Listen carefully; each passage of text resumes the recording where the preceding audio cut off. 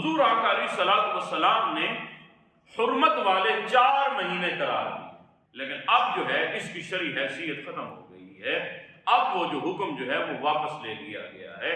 سب سے پہلے یکم رجب المرجب جو ہے اس کو حیثیت حاصل ہے، نسبت حاصل ہے حضرت امام باقر علیہ السلام کے یوم وصال سے۔ تو اورنگزیب عالمگیر نے 2 اپنے قاصد اپنے مشیروں کو وہیں کھڑا کیا، کہا میں جا کر جو ہے خواجہ اجمیری کی بارگاہ میں حاضری دینے جا رہا ہوں، جب حاضری دے کر واپس آؤں گا نا، اگر اس کی آنکھیں نہ آئی ہوں اس کا سر تن سے جدا کر دیں۔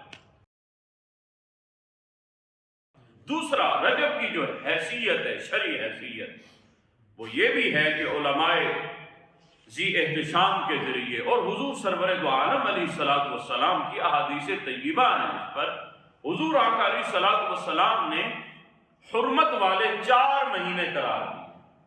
فرمایا 4 مہینے حرمت والے ہیں جس میں جنگ و جدال، جس میں قتل و غارت کرنا اللہ نے حرام کر دیا۔ فرمایا وہ کون سے 4 مہینے ہیں؟ وہ ذی قعدہ ہے، ذی الحجہ ہے اور محرم ہے، اور آخری جو مہینہ ہے وہ رجب کا مہینہ۔ فرمایا یہ 4 مہینے جو ہے یہ عزت و حرمت والے مہینے ہیں، اس میں قتل و غارت جو ہے، ان مہینوں کا احترام مسلمان کافر بھی کیا کرتے تھے کہ یہ حرمت والے مہینے ہیں، اس میں ہم جنگ و جدال نہیں کریں گے۔ لیکن اب جو ہے اس کی شرعی حیثیت ختم ہو گئی ہے۔ اب وہ جو حکم جو ہے وہ واپس لے لیا گیا ہے۔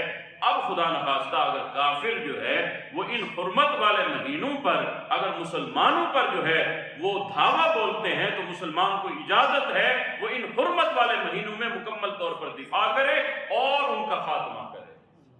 تو احباب ذی وقار یہ حیثیت ہے۔ اور دوسری حیثیت رجب کی وہ یہ ہے کہ علماء فرماتے ہیں کہ رجب کے مہینے میں اللہ عز و جل نیکیوں کا اجر 2 گنا فرما دیتا ہے۔ فرمایا جو انسان عمل کرتا ہے اس کا اجر 2 گنا ہو جاتا ہے۔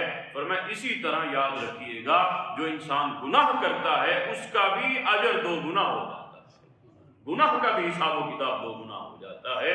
نیکی کا جس طرح ڈبل اجر ہے، گناہ کا بھی اسی طرح ڈبل اجر ہے۔ تو لہذا اس لیے انسان کو اپنے اعمال پر مکمل یکسوئی کے ساتھ غور و فکر کرنی چاہیے کہ کہیں میں اس مہینے میں گناہ تو نہیں کما رہا، کہیں میں غفلت میں تو نہیں پڑ رہا۔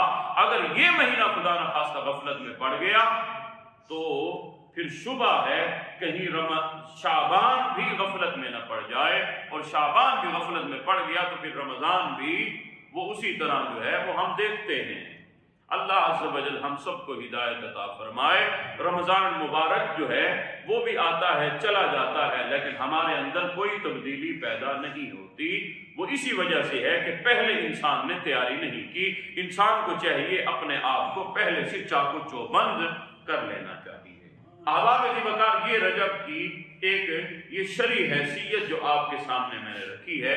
دوسری رجب کے مہینے کی جو تاریخی حیثیت ہے، تاریخی اعتبار سے اس مبارک مہینے میں بہت بڑے بڑے ایام ہیں جن کو نسبت حاصل ہے کسی نہ کسی شخصیت کے ساتھ۔ سب سے پہلے یکم رجب المرجب جو ہے اس کو حیثیت حاصل ہے، نسبت حاصل ہے حضرت امام باقر علیہ السلام کے یوم وصال سے۔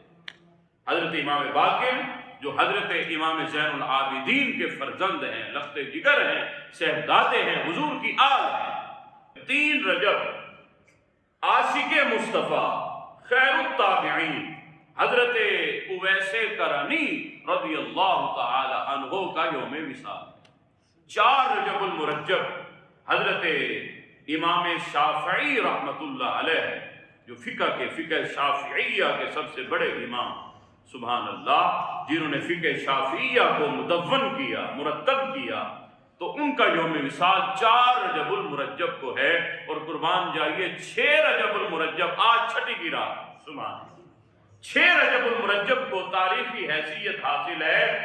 عطائے رسول حضرت خواجہ بزرگ و برتر حضرت خواجہ معین الدین چشتی اجمیری سنجری غریب نواز رضی اللہ تعالیٰ، وہ غریب نواز کہ جنہوں نے رسول اللہ صلی اللہ علیہ وآلہ وسلم کی بشارت پر حضور آقا علیہ الصلوۃ والسلام کے حکم مبارک پر جنہوں نے اجمیر میں ڈیرے ڈالے اور اللہ عز و جل کے کرم سے جنہوں نے 90 لاکھ سے بڑھ کر کو مسلمان کیا، سبحان اللہ، نگاہ ولی میں وہ تاثیر دیکھی، بدلتی ہزاروں کی تقدیر دیکھی، کوئی اندازہ کر سکتا ہے اس کے زور بازو کا، نگاہ مرد مومن سے بدل جاتی ہے تقدیر۔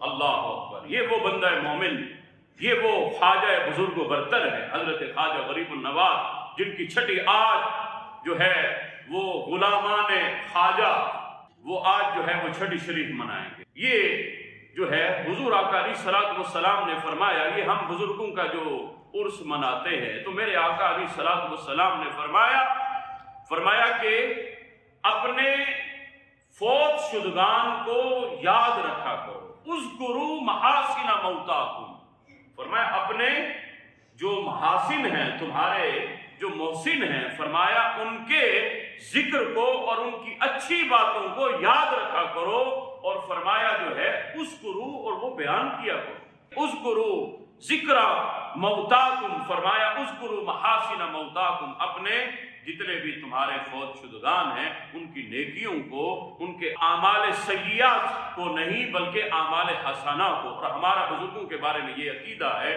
کہ بزرگ اللہ عز و جل کے کرم سے اعمال سیئہ سے وہ معصوم نہیں ہوتے، محفوظ ہوتے ہیں، کیونکہ معصوم صرف انبیاء کی ہستیاں ہیں، اور اس کے بعد جو ہے معصوم جو ہے وہ ملائکہ ہوتے ہیں۔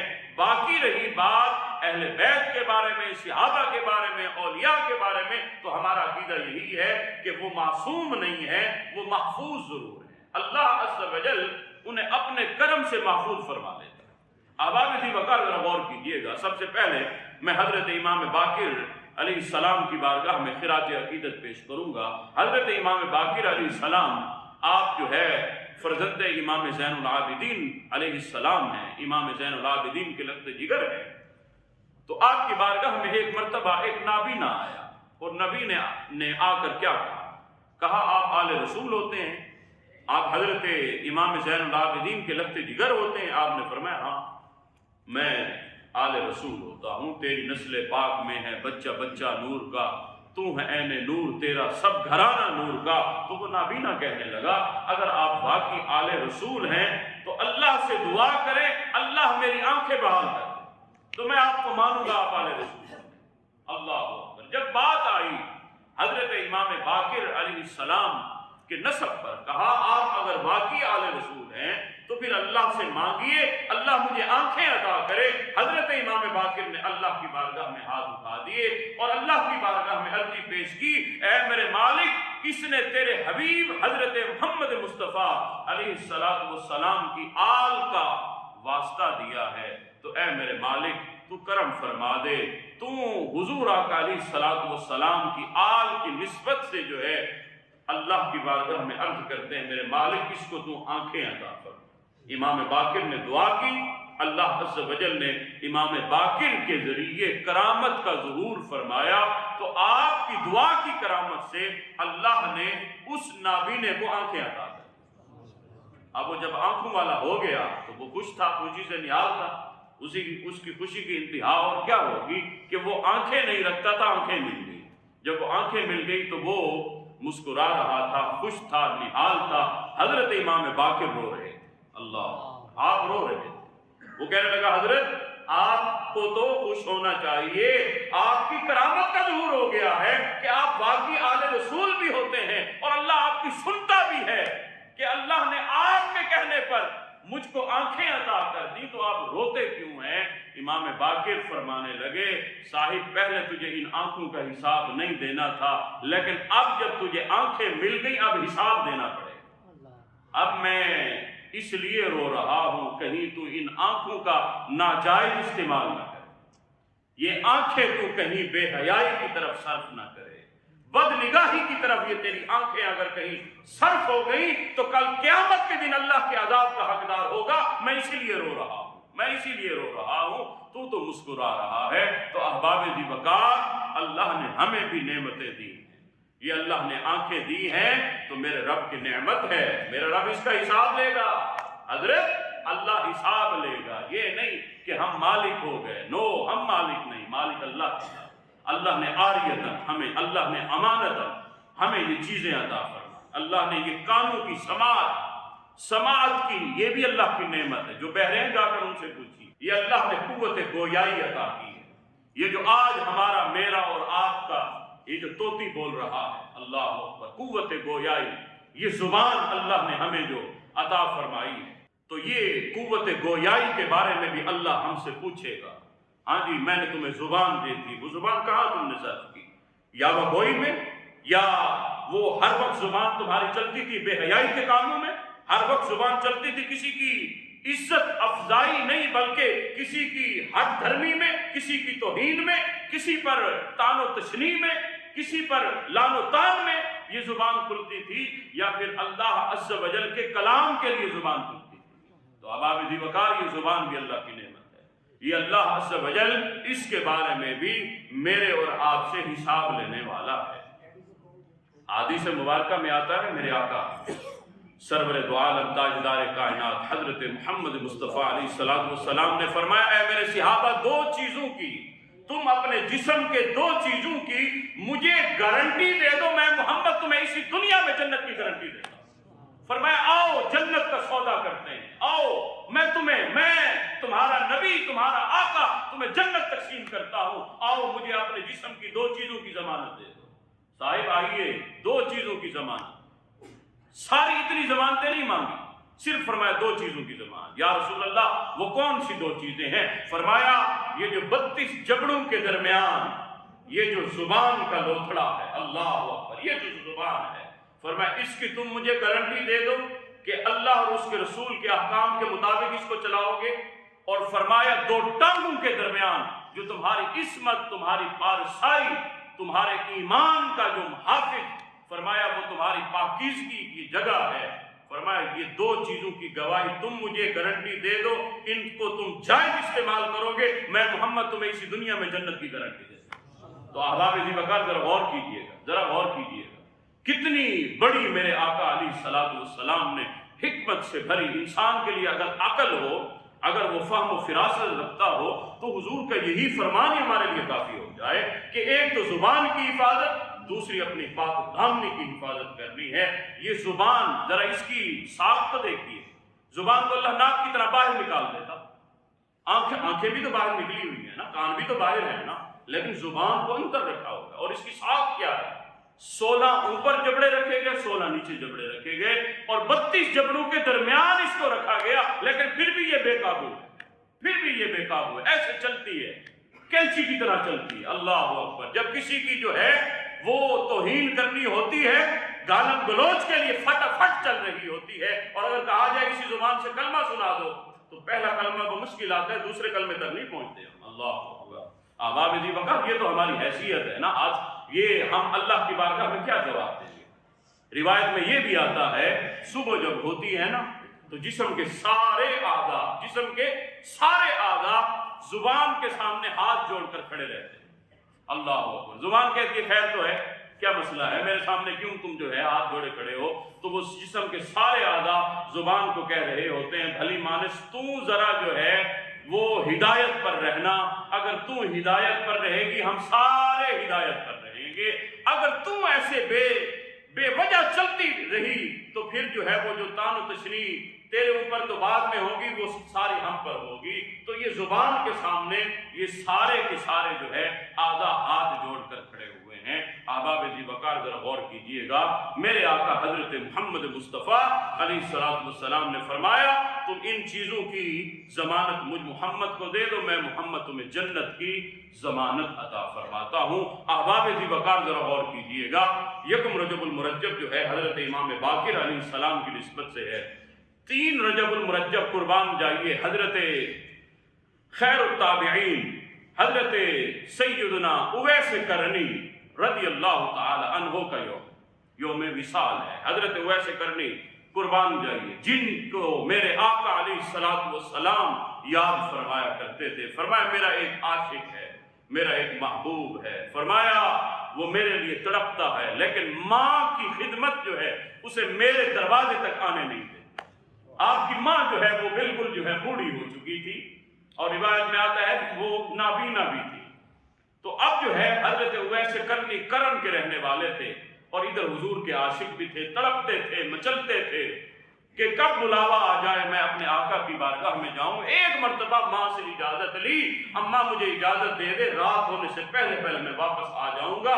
ماں نے اسی شرط پر اجازت دی، کہا جا نبی کی زیارت کر کے واپس آ جا، رات سے پہلے پہلے واپس آ جانا۔ حضرت اویس قرنی بڑی مسافت کے بعد چل کر آتے ہیں، دروازہ رسالت مآب حضرت محمد مصطفیٰ علیہ السلام کی بارگاہ میں جب پہنچتے ہیں، دروازہ کھٹکھٹاتے ہیں۔ حضرت ام المؤمنین اما عائشہ الصدیقہ رضی اللہ تعالی عنہا دروازہ کھولتی ہیں، پوچھتی ہیں پردے میں رہ کر کہ کون ہے؟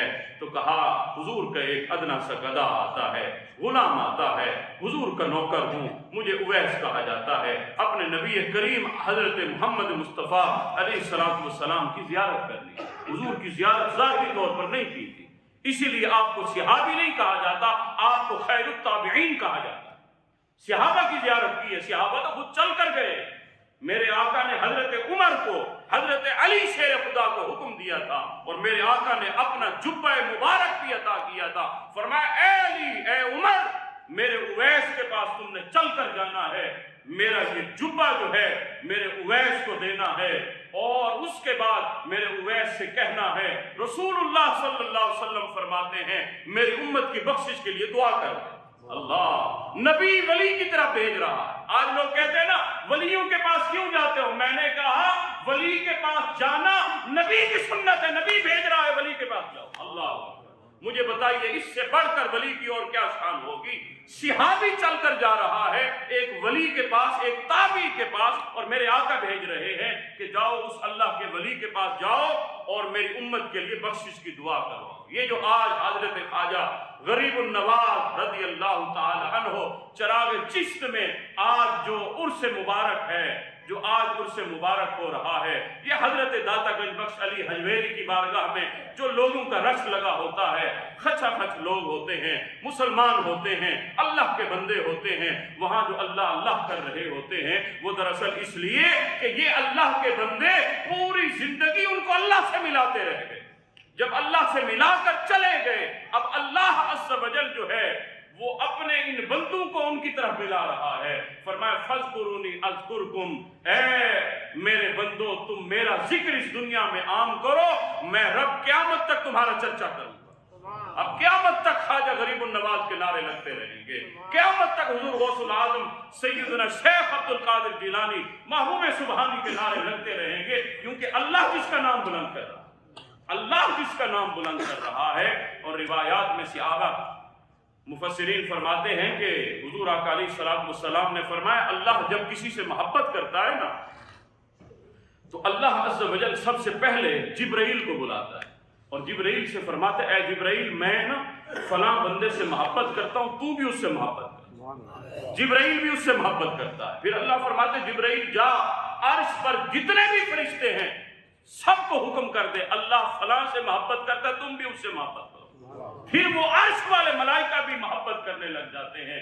پھر اللہ فرشتوں کو زمین پر بھیجتا ہے اور فرماتا ہے جاؤ فرشتوں زمین پر پھیل جاؤ اور میرے فلاں بندے کی محبت میرے بندوں میں پیوست کر دو، انڈیل کر رکھ دو۔ تو حضرات ذی وقار آج اگر بابا فرید الدین گنج شکر کے نعرے لگتے ہیں، آج اگر گنج بخش فیض عالم مظہر نور خدا ناکسارا پیر کامل کاملارا رہنما، یہ جو نعرے لگ رہے ہیں یہ دراصل اللہ نعرے لگوا رہا ہے، یہ اللہ کہلوا رہا ہے۔ آج اگر جو ہے حضرت شاہ رکن عالم شاہ رکن الدین والعالم کے نعرے لگتے ہیں، بہاؤالدین زکریا ملتانی اگر آپ کے نعرے لگ رہے ہیں، اگر آج شہنشاہ نقش بند کے نعرے لگ رہے ہیں، تو وہ دراصل اللہ عز و جل کا حکم ہے جو فرشتے زمین پر پھیلا رہے ہیں، اور اللہ کے بندوں کے دل میں وہ محبتیں پیدا ہوتی جا رہی ہیں۔ اور جس کے دل میں محبت پیدا نہیں ہوتی ولی کی، جس نے کہا کہ یہ شرک کے اڈے ہیں، معاذ اللہ معاذ اللہ، حالانکہ وہاں جا کر دیکھا جائے تو قرآن پاک کی تلاوت ہو رہی ہے۔ ہاں کچھ جاہل جو ہے وہ جاہل ہوتے ہیں، ان کو جاہل کہا جاتا ہے، ان کو ہم یہ نہیں کہ وہ جو ہے وہ عالم ہوتے ہیں، کچھ جاہل جو ہے وہ جو سجدے ٹیک رہے ہوتے ہیں وہ سراسر گناہ ہے، وہ شرک ہے، وہ گناہ ہے۔ ہم اس سے مکمل طور پر برات کا اظہار کرتے ہیں۔ نہ وہ اللہ کا ولی کہتا ہے، نہ علماء حقہ کہتے ہیں، وہ جاہل جاتے ہیں۔ ان کو سمجھانا چاہیے پیار کے ساتھ، ان کو یہ نہیں کہنا چاہیے کہ یہ مشرک بن گئے۔ کیا آپ کو پتہ ہے جب وہ سر جھکا رہا تھا تو وہ سبحان ربی الاعلیٰ پڑھ رہا تھا؟ سجدے کے اپنے قواعد ہوتے ہیں۔ سجدہ تب بنتا ہے جب انسان کے اعضاء کے 7 ہڈیاں زمین پر لگے تو اس وقت سجدہ ہوتا ہے، اور پھر زبان سے آپ سبحان ربی الاعلیٰ بھی کہیں تو پھر سجدہ بنتا ہے۔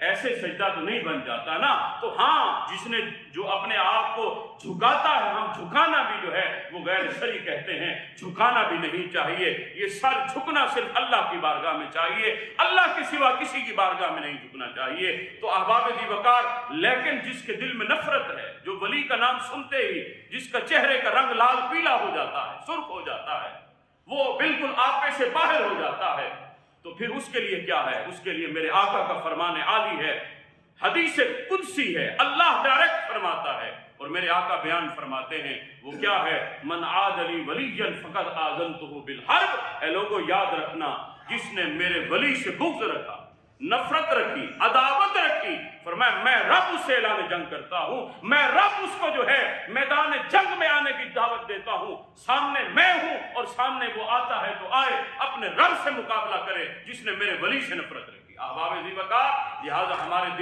ہم اپنے دلوں کو مکمل طور پر صاف رکھیں، پاکیزہ رکھیں۔ اولیاء کرام کی آپ تعلیمات تو پڑھیں نا۔ وہ خواجہ اجمیری جن کی چھٹی منائی جاتی ہے، انہوں 90 لاکھ کافروں کو، ہندوؤں کو انہوں نے اللہ عز و جل کے حبیب محمد مصطفیٰ کا کلمہ پڑھا دیا۔ تو احباب ذی وقار، یہ کوئی عام بات تھی؟ آج بھی جو ہے ان کی دہلیز پر جو آتا ہے اللہ کے کرم سے خالی نہیں جاتا۔ جب وہ اللہ سے مانگتا ہے، ہاں مانگنا اللہ سے چاہیے، لیکن اللہ عز و جل کے ان اولیاء کے وسیلے سے مانگنا چاہیے۔ جب وسیلے سے مانگتا ہے میرا رب قبول فرماتا ہے۔ حضرت اورنگزیب عالمگیر کا دور تھا، اورنگزیب حضرت خواجہ اجمیری کی بارگاہ میں حاضری دینے کے لیے جا رہے ہیں۔ ایک اندھا بیٹھا ہے اور خواجہ سے کہہ رہا ہے، خواجہ مجھے اللہ عز و جل کے کرم سے مجھے آنکھیں دے دو، اللہ سے دعا کر دو، اللہ مجھے آنکھیں دے دے۔ حضرت اورنگزیب عالمگیر وہاں سے گزرے تو اورنگزیب نے اس نابینے سے پوچھا کب سے دعا کر رہا ہے؟ کہا حضرت 21 سال ہو گئے، 21 سال یہی خواجہ کے ڈیرے پر جو ہے وہ اللہ سے مانگتا ہوں لیکن اللہ آنکھیں نہیں دیتا۔ کہا اچھا 21 سال ہو گئے؟ تو اورنگزیب عالمگیر نے 2 اپنے قاصد، اپنے مشیروں کو وہیں کھڑا کیا، کہا میں جا کر جو ہے خواجہ اجمیری کی بارگاہ میں حاضری دینے جا رہا ہوں، جب حاضری دے کر واپس آؤں گا نا، اگر اس کی آنکھیں نہ آئی ہوں اس کا سر تن سے جدا کر دیں۔ تو جب یہ کہا نا کہ تیری آنکھیں اب واپس نہ آئی تو تیرا سر جو ہے تن سے جدا کر دیں گے، تیرا خاتمہ کر دیں گے۔ اب جب اورنگزیب گیا نا، اب نابینے نے وہ رونا شروع کر دیا، وہ پٹنا شروع کر دیا، میرے مالک کرم کر دے، 21 سال ہو گئے میرے مالک نہیں دی، اب تو دے دینا، وہ دیکھ وہ میرا سر کاٹنے والا ہے۔ اب جب اس نے نیت سے، اخلاص سے جب خواجہ اجمیری کا واسطہ پیش کیا، آپ کا صدقہ پیش کیا، اللہ سے مانگا، اورنگزیب جب واپس آیا نا تو اس کی آنکھیں باقی بحال ہو چکی تھی۔ اس وقت اورنگزیب نے کہا، ارے اللہ کے ولیوں کے دربار پر بیٹھ کر جو ہے اللہ کے ولیوں کا نام بدنام کرتے ہو کہ یہاں پر مانگا جائے، اللہ نہیں دیتا۔ ارے تم بدباطن تھا تو نیت سے نہیں مانگ رہا تھا، تیرا کام تو بھیک مانگنا تھا نا، تاکہ لوگ آئیں تجھے خیرات دے کر چلے جائیں۔ تیرا کام تو یہی تھا کہ میں اندھا رہ جاؤں، تو نے کاش کے پہلے بھی مانگا ہوتا نیت کے ساتھ